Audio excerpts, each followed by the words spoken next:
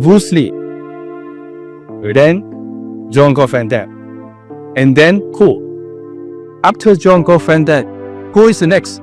Nobody. Bolo Yeung has no time left, and now he's finally breaking his silence, revealing the truth behind his rise, his struggles, and the battles no one ever saw.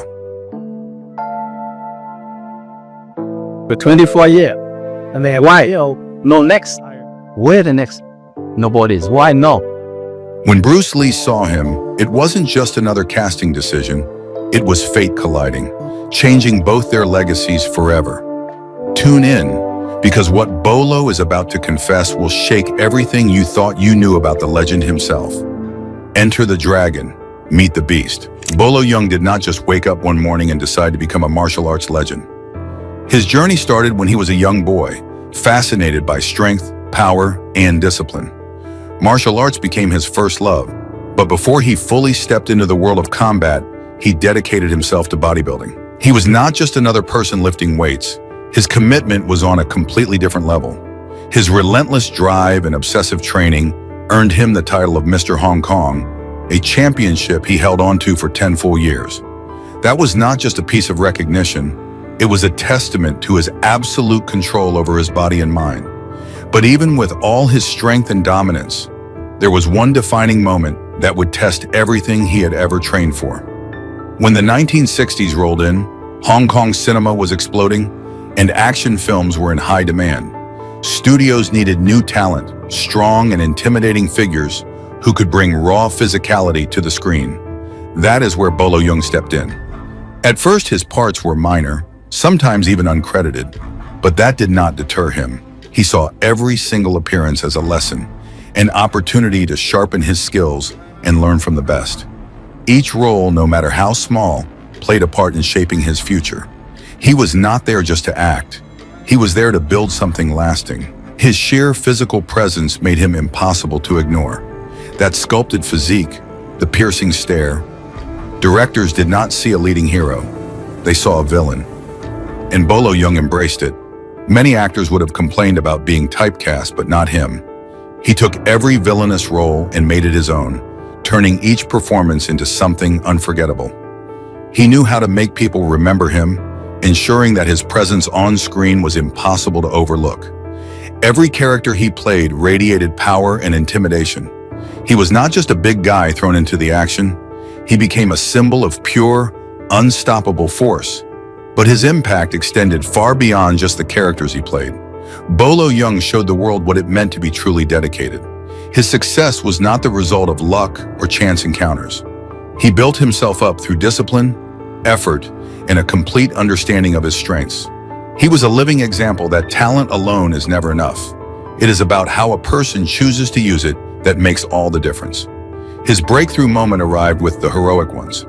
Under the direction of Chang Che, this film became the perfect stage for Bolo Yeung to make a lasting impression. In a cast filled with warriors, he still managed to stand out. He did not need lengthy dialogues to make an impact. His presence alone did the job, and people noticed. From that moment, doors began opening, and the roles kept coming. He was not just another fighter on the screen anymore. He was becoming a recognizable force, someone the industry could not ignore. As the 1970s arrived, his career was gaining momentum with every new film. Directors and producers sought him out because they understood what he brought to the table. His fan base was no longer just in Hong Kong. His name was spreading internationally. Hong Kong action films were becoming a worldwide sensation, and Bolo Yeung was in the perfect position to capitalize on it. People saw him once and never forgot him. There was something about the way he carried himself, the way he dominated every scene he was in, that made audiences eager to see more. Then came the moment that would change everything. Bruce Lee. Their first meeting was not on a film set, but during a cigarette commercial. An unexpected place, but that was where Bruce Lee saw something in Bolo Yeung that others had overlooked.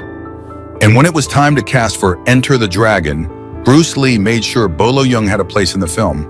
This was not just another movie, it was a global phenomenon. And for Bolo Yeung, it was the role that cemented his status as an action movie legend. Looking at his career, some might say he was simply in the right place at the right time. But was he really? Or was it a carefully built path of strategic choices, relentless training, and an unshakable belief in his own abilities? His breakthrough in The Heroic Ones set the tone. From that point on, the roles he was given followed a clear pattern. He was always the powerful, menacing figure whose presence alone could command attention. And he made sure to embody that role perfectly every single time. Of course, sticking to one type of role had its downsides. Some critics claimed he lacked versatility, that he was not an actor with range. But did he need to be? He was never aiming to be a dramatic performer. He knew what worked for him and leaned into it completely. His career was not built on delivering emotional monologues. It was built on raw physicality, on being the kind of presence that made people feel something without saying a word. And that approach, it worked. Decades later, people still remember him, still talk about those cold, ruthless villains he played better than anyone else. He turned his unique strengths into a brand, and in an industry that constantly moves on to the next big thing, that is something truly rare. But just as the world started to take notice, something, or rather someone, would push Bolo Yeung's journey to an entirely new level. Iconic roles that made Bolo Yeung famous. This is Bloodsport, Double Impact, Enter the Dragon, huge star. And soon Double Impact 2. Yeah, of course. Yeung's fascination with martial arts began in his youth. He was captivated by the discipline it demanded, a blend of physical rigor and mental strength. Although he initially dabbled in various martial arts styles, his first significant achievement came through bodybuilding. Yeung's passion in this field was extraordinary, the type rarely seen in others. His relentless pursuit of physical excellence earned him the title of Mr. Hong Kong, a title he proudly held for 10 years. This phase was crucial, laying the groundwork for what was to come. When Yeung transitioned to the film industry in the late 1960s, it was the perfect time. The Hong Kong film scene was flourishing and in need of fresh, charismatic talents who could draw in crowds. Yeung was just what the industry required. His first film roles, though small and sometimes without credit, were stepping stones. They were more than mere roles. They were learning experiences. Each part played a critical role in his development, allowing him to refine his acting skills and gain valuable knowledge about the industry. Yeung viewed these opportunities not just as jobs, but as a formative path that would shape his career. His background in bodybuilding proved advantageous in his acting career. On screen, his muscular physique and intense gaze made him a natural choice for villainous roles. Though some might consider being typecast as a villain limiting, Yeung used it to his advantage. He turned these opportunities into a showcase of his unique talents, leaving a lasting impression on the genre. Each role was a chance to display his skill and contribute to his growing reputation. Moreover, Yeung's impact goes beyond the characters he portrayed on screen. He became a symbol of the power and potential of dedicated effort, inspiring many who aspire to similar heights.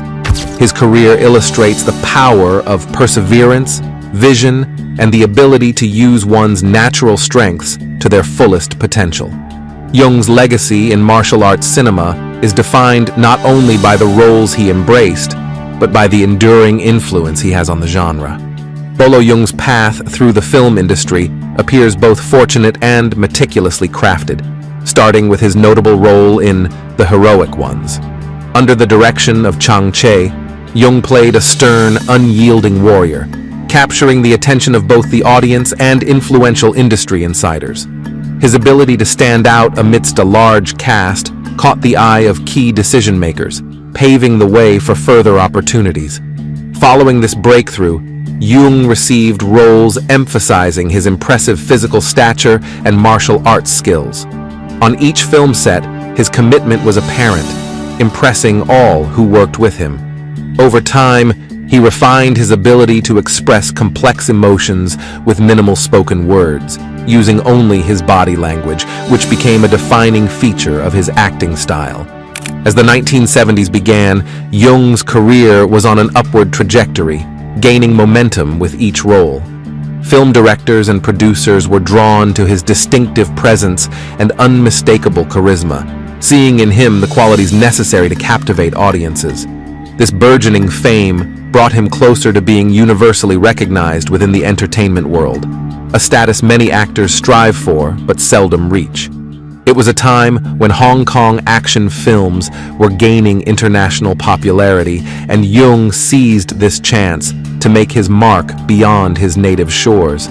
His compelling performances earned him a devoted following, particularly in Western countries, where his fan base grew enthusiastic and loyal. This period of success led to a fateful meeting with Bruce Lee, another titan of martial arts cinema. Their first encounter occurred during the filming of a commercial for Winston cigarettes, an unlikely venue for the forging of a significant professional relationship. However, it was here that Lee noticed Yeung's potential, recognizing traits in him that many others had missed. Their professional relationship was solidified with their collaboration on Enter the Dragon, a film that remains a highlight in both actors' careers. Yeung's rise to fame in the martial arts film sector can be seen as a sequence of fortunate events and strategic networking, rather than solely as a product of his acting skills. His initial standout performance in The Heroic Ones served not only as a launchpad, but also as a template for the type of roles he would continue to receive, those that relied heavily on his physical capabilities rather than a broad range of acting skills. Each subsequent role seemed to echo this formula, reinforcing his typecast as the powerful and physically imposing character. Despite these limitations, Yeung continued to capitalize on his distinctive traits, slowly crafting a public persona that was both intriguing and marketable.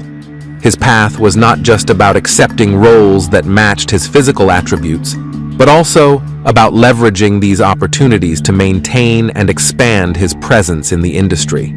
This approach, while effective, highlights a certain superficiality in how actors achieve fame, often valuing appearance over versatility or depth of performance.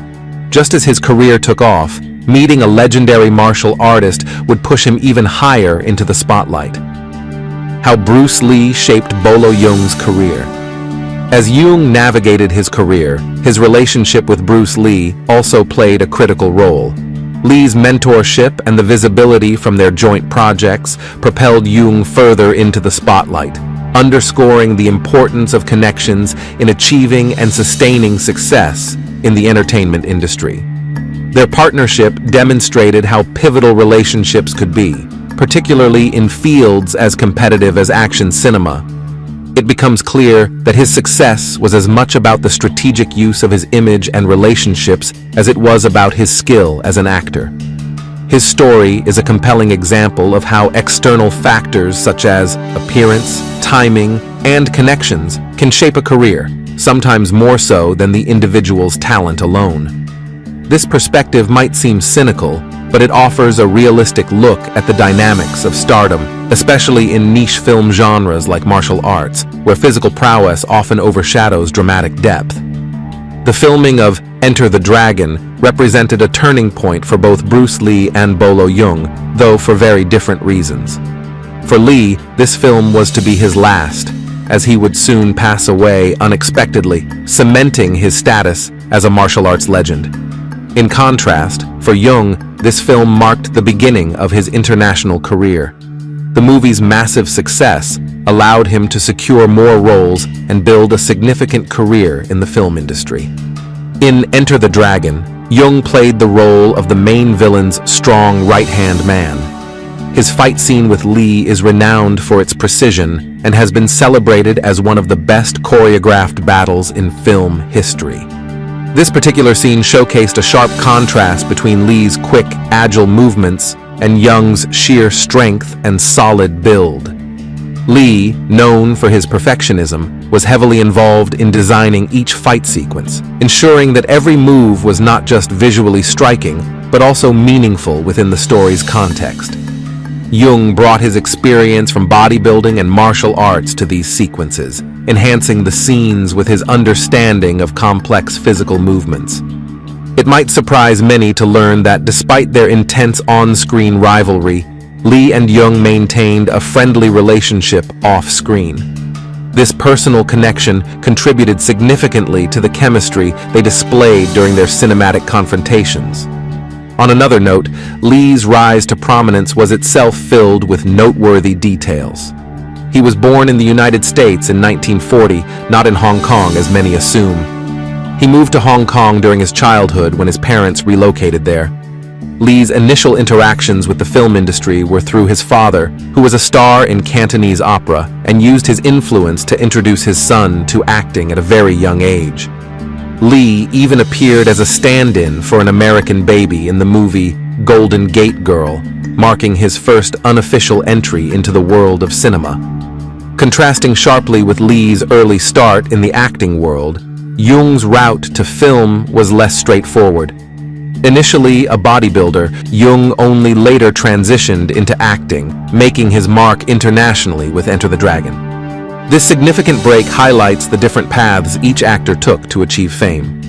Lee's path was somewhat preordained by his family's involvement in the entertainment industry, providing him with early exposure and opportunities in acting. In contrast, Yeung's foray into acting came after establishing himself in a completely different field. Reflecting on their time during and after Enter the Dragon, it's clear that while the film opened many doors for Yeung, for Lee, it was his final, defining act. This duality of their outcomes, Yeung's ascent to stardom and Lee's untimely demise, underscores the unpredictable nature of the film industry. A single project can simultaneously be a stepping stone for one actor and the pinnacle for another. Bruce Lee's ascent to the heights of the film industry was akin to navigating a complex dance, yet his story bore the hallmarks of the typical exploitation narratives seen in Hollywood. From an early age, Lee was steeped in martial arts, beginning his training in Wing Chun at 13 under the skilled Yip Man. His training was not just about fighting. He also pursued philosophical studies at the University of Washington. Here, he developed his own martial art, Jeet Kune Do, which emphasized practicality, adaptability, and speed, setting it apart from the more rigid styles prevalent at the time.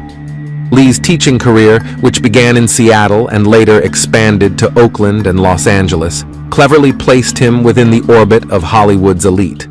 This was likely a strategic move, allowing him to mingle with and teach celebrities, thus gaining an initial foothold in the entertainment industry.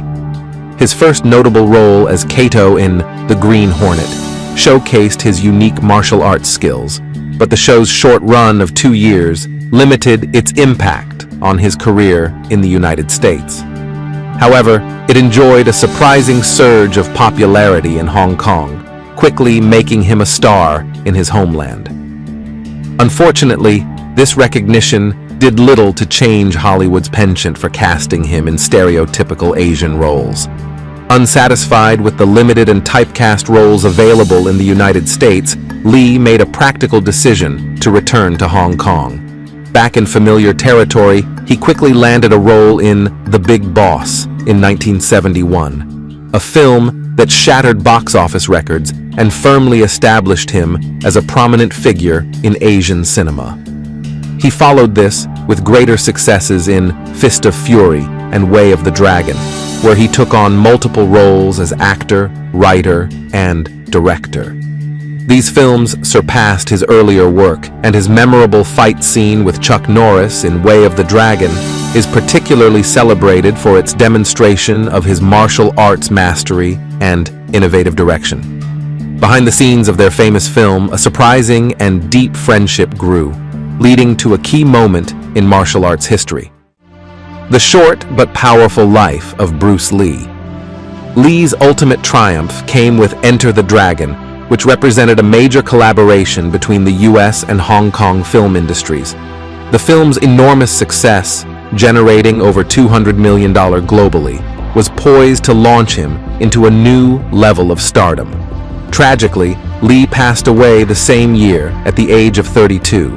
His sudden death sparked widespread discussion and speculation, adding a layer of sadness to his legacy.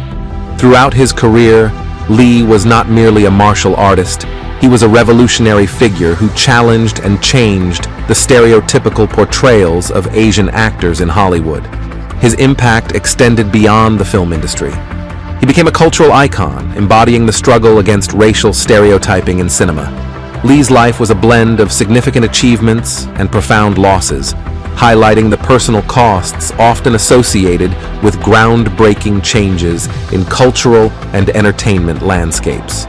His story is a powerful reminder of the dual nature of fame and the harsh realities of the entertainment industry, reflecting both its capacity to elevate and to exploit.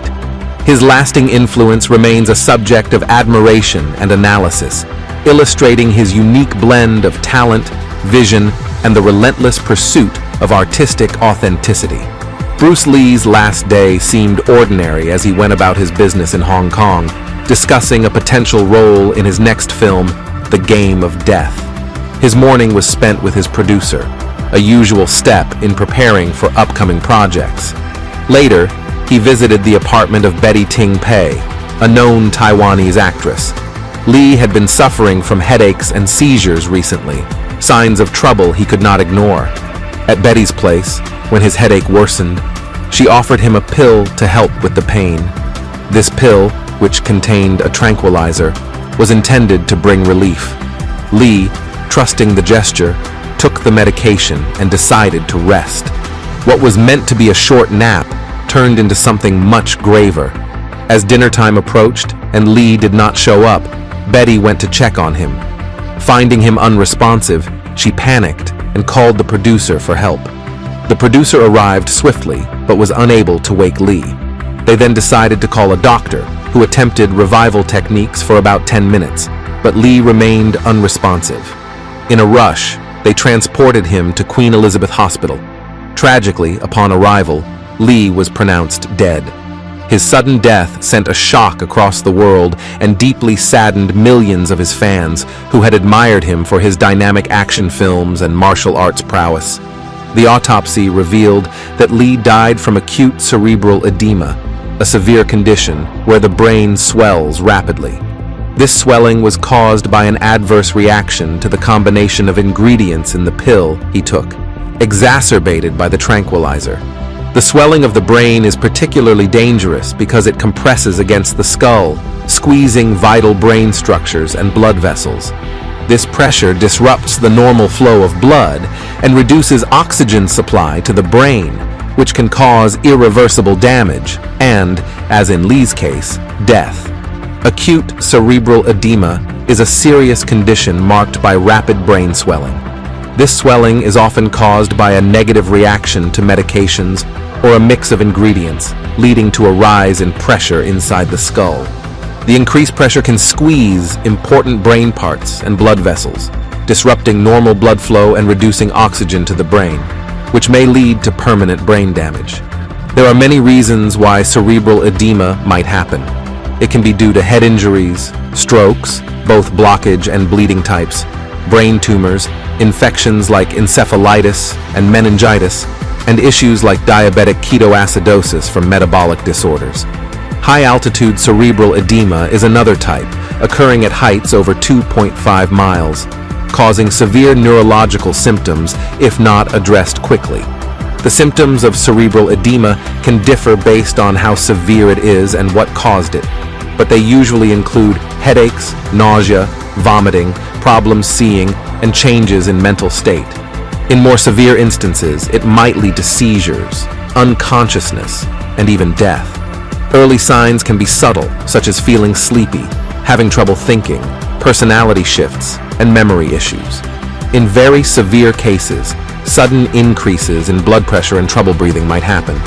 To diagnose cerebral edema, doctors usually examine the patient's medical history, perform a neurological exam, and use brain imaging methods like CT scans and MRI. These techniques help determine the extent and cause of the swelling. Sometimes, a special device might be necessary to measure the pressure inside the skull directly. The treatment for cerebral edema focuses on reducing the swelling and addressing the root cause. Immediate actions often include giving medications like corticosteroids to lower inflammation, diuretics like mannitol to reduce fluid buildup, and hypertonic saline to pull water from the brain. In more critical cases, surgical options such as removing part of the skull to lessen pressure, making a hole to drain fluid from the brain, or installing a shunt to redirect fluid might be needed. Non-medical treatments are also important. Raising the head of the bed can help lower the pressure inside the skull. Keeping the surroundings calm and dimly lit can prevent the patient from getting agitated, and keeping an eye on fluid and electrolyte balance is key. Additionally, managing body temperature with fever reducers and ensuring proper airflow to control carbon dioxide levels are crucial steps in caring for someone with cerebral edema. Sadly, a sudden and strange event would forever change martial arts movies, leaving behind a mix of great success and deep sadness. What we know about Bruce Lee's fatal brain swelling. The manner of his death points to a broader issue within the healthcare and entertainment industries regarding the care and advice provided to celebrities. Lee's status might have influenced the casual handling of his symptoms and the choices made in treating his discomfort. The reaction of those around him, from the actress who provided the pill without sufficient medical consultation to the rushed and ineffective attempts to revive him, reflects a lack of adequate medical preparedness and oversight. The untimely death of Lee from cerebral edema, a serious condition involving brain swelling, prompts serious questions about whether earlier medical intervention could have saved his life. Cerebral edema can be treated in several ways, such as using diuretics to reduce fluid buildup, steroids to lessen inflammation, and hypertonic saline to pull excess fluid out of brain cells. These treatments are most effective when given early, raising doubts about whether quick and proper medical care could have changed Lee's outcome. The issue of rapid medical response is crucial for Lee and reflects a broader concern within the realm of celebrity health management. Due to their high-profile lives and intense public scrutiny, celebrities often face significant pressures that can compromise their health care. The death of Natasha Richardson, another public figure from complications related to a brain injury compounded by cerebral edema, underscores this point.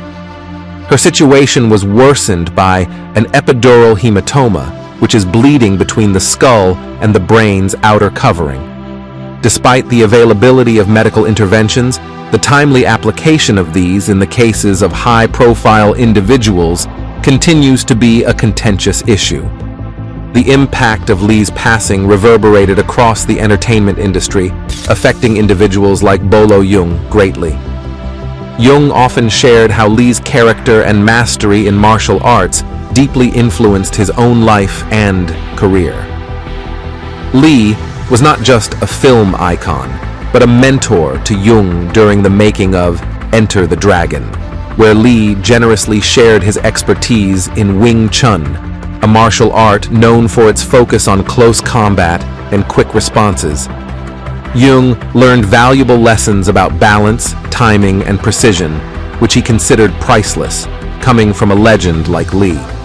Reflecting on Lee's influence and tragic end, one cannot help but consider how the health of celebrities is handled. Are celebrities seen just as entertainers who must always perform, or is there a genuine concern for their personal health that matches the seriousness of their public roles?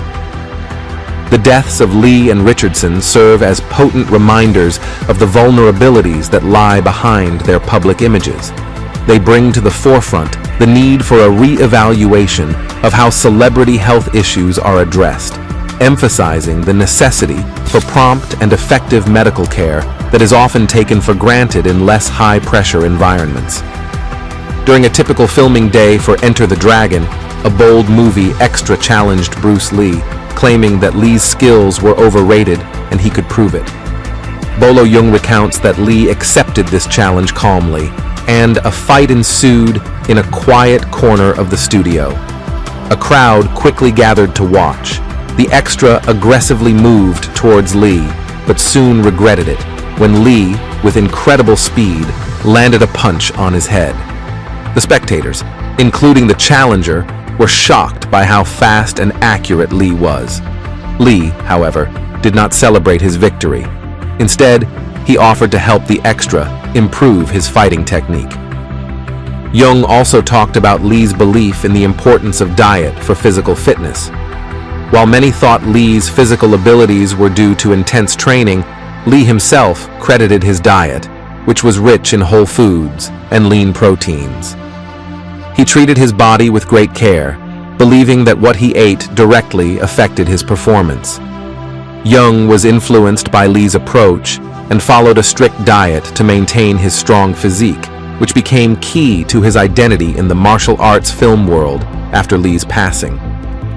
After Lee's death, Yeung became a prominent figure in the martial arts movie industry, known for his large and powerful body and authentic portrayals of martial arts.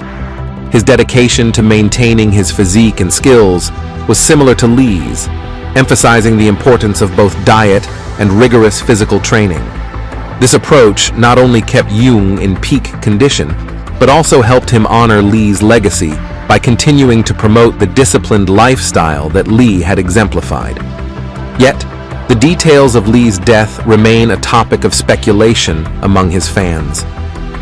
Official accounts state that he died from natural causes, but some fans believe otherwise. They suggest that Lee's death was not accidental, but rather orchestrated by external forces. One popular theory is that Lee had conflicts with the Chinese mafia, known as the Triad. According to this theory, Lee refused to pay protection money to the Triad, and in retaliation, they managed to disguise his murder as a natural death. These fans argue that Lee's international fame and influence made him a target for such powerful groups. The Chinese Triad, a network of criminal organizations, has a history rooted in the 17th century. Originally, these groups formed as strange societies, such as the Hung Mun, with the goal of overthrowing the Qing dynasty and restoring the Ming dynasty. These societies operated under strict codes of conduct and regarded each member as a brother, which laid the foundation for their structure and operations. Over time, they evolved into more organized criminal entities involved in various illicit activities. During the Qing dynasty, the triads began as patriotic groups aiming to resist what they saw as foreign rule. However, as the Qing dynasty weakened, these groups started engaging in revolutionary activities. They were even enlisted by the Kuomintang during the Republican era to target political enemies.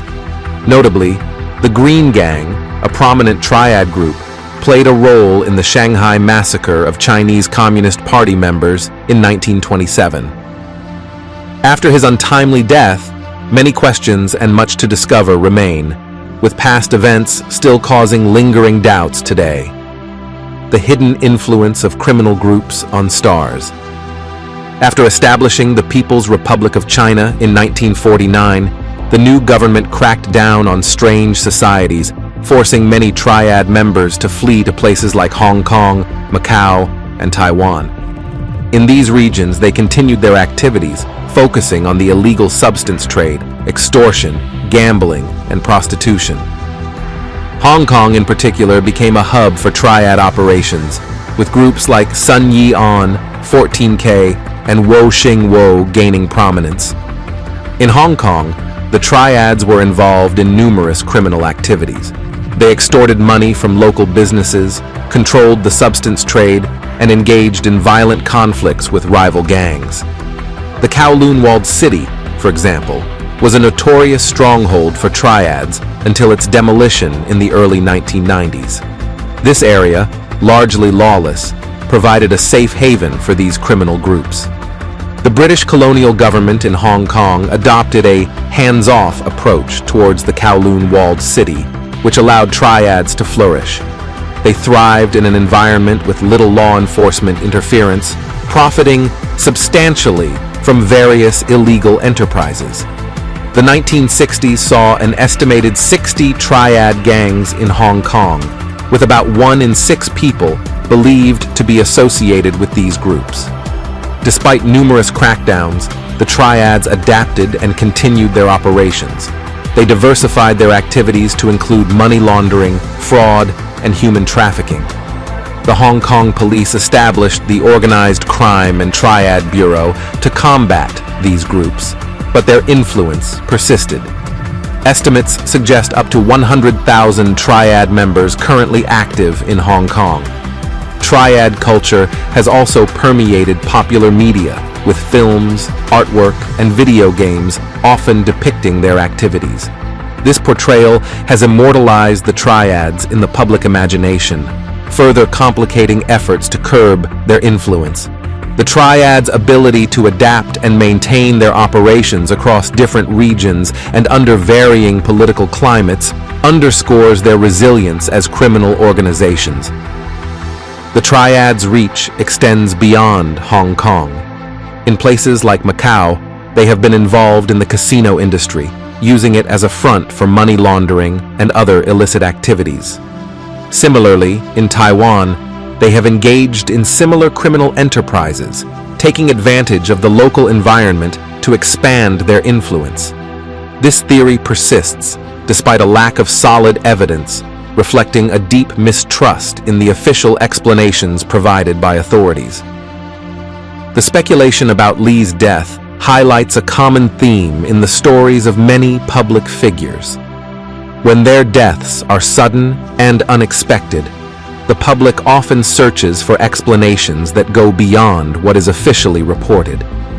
This search for alternative explanations is fueled by a general suspicion of authority and a belief that the true causes of such tragic events are often hidden.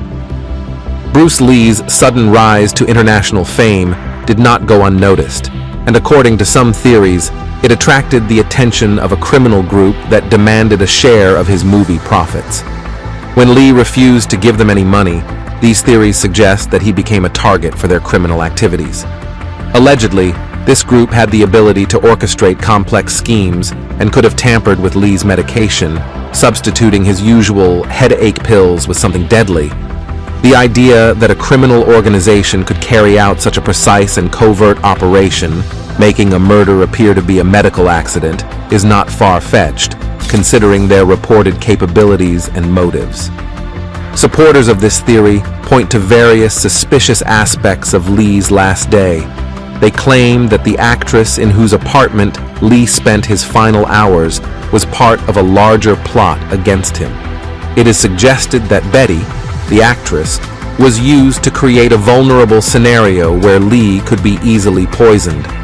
Her allegedly inconsistent and vague statements about the events leading up to Lee's death add suspicion to her involvement. Furthermore, the investigation into Lee's death was concluded unusually quickly, with authorities accepting an accidental death verdict without much scrutiny. According to those who believe in this theory, these circumstances suggest that there was a deliberate attempt to cover up the true cause of Lee's death, orchestrated by powerful people with the means to manipulate the situation. Adding to these concerns, there are claims that Lee had upset powerful figures in the film industry by starting his own production company rather than working under the bigger, established studios. It is believed that the film industry at the time was under the influence of the local mafia, who demanded a cut from everyone. Lee and several of his peers were reportedly pressured by this mafia. By eliminating Lee, the criminal group could have been warning others in the industry not to defy them. Theories also suggest that the violence directed at Lee was not an isolated incident, but part of a broader campaign to intimidate his family. This line of thought is extended to Lee's son, Brandon, whose own strange death years later is seen by some as part of the same pattern of targeted aggression. This continued tragedy is used to argue that there was a concerted effort to exert control and instill fear among celebrities, ensuring that no one would challenge the mafia's authority within the entertainment industry. While speculative and lacking concrete proof, these theories reflect a deep-seated skepticism about the official accounts provided by authorities. They feed into a broader narrative of distrust and suspicion that often surrounds unexpected celebrity deaths.